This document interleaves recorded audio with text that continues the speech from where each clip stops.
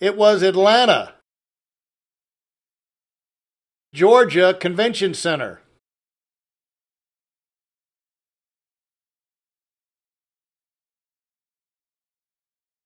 Walking from the big CNN Omni Hotel, we were walking over there. A bunch of us walking together, boop, boop, boop, boop, boop, boop, boop, boop, boop. And actually, there wasn't that many. It was essentially three of us. There was me, and we're hustling. You know, when you're late to these meetings, conventions, you always hustle. So we're hustling. Poop, poop, poop, poop, poop. I guess I was a faster walker. I caught up in these two guys together.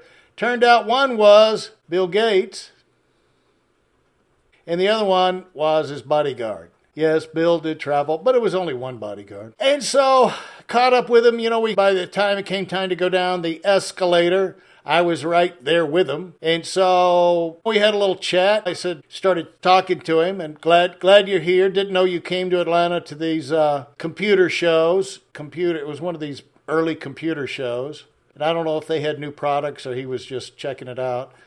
And we were chit-chatting back and forth, and he was not, of course, really interested in chatting with me. We get down the bottom of the escalators, and we start to walk off again. And I said, by the way, the reason I wanted to stop and say hello is that I'm Ed Roberts'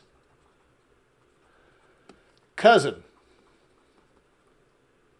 And immediately, he stopped in his tracks because he didn't know. Ed Roberts, oh yeah, he knew Ed Roberts. And I told him I was actually out in Albuquerque a couple of years before you guys showed up there, back when Ed was just doing the desktop calculator.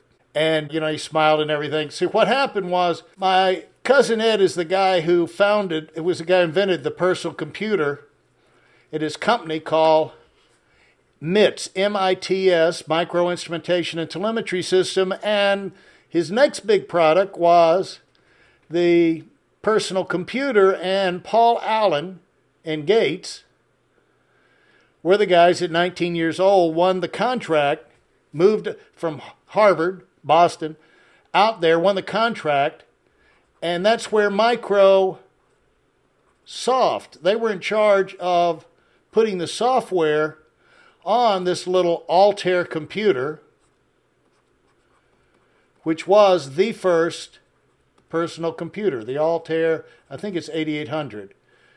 And they tell me they've got one under glass in the lobby of Microsoft out there in Seattle. Always have had. So anyway, micro instrumentation, software for that Microsoft.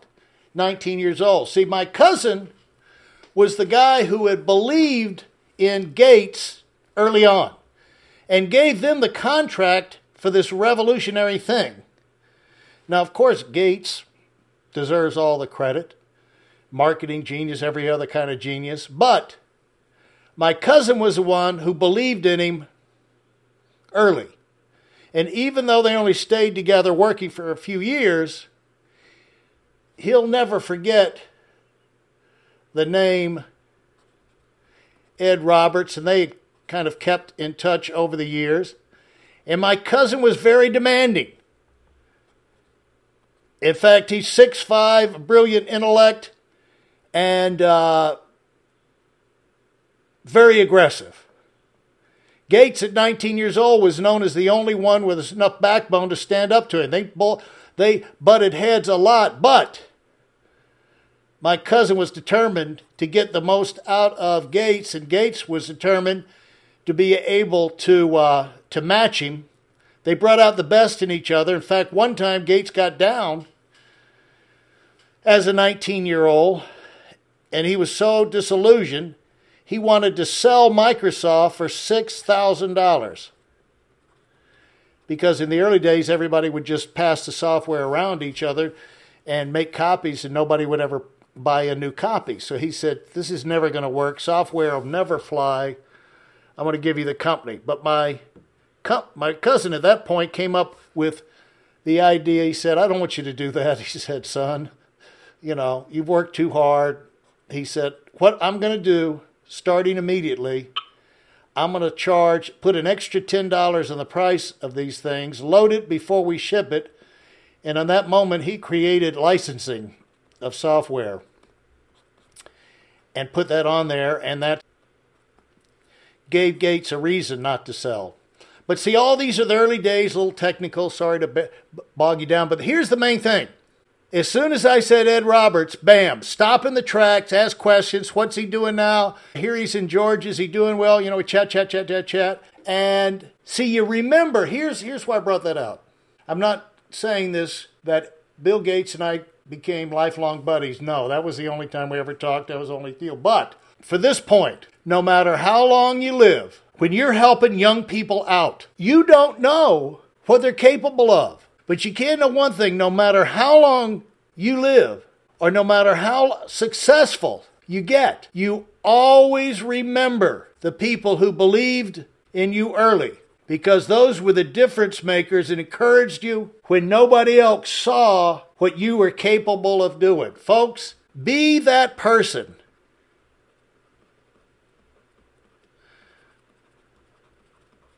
Who helps those on the way up.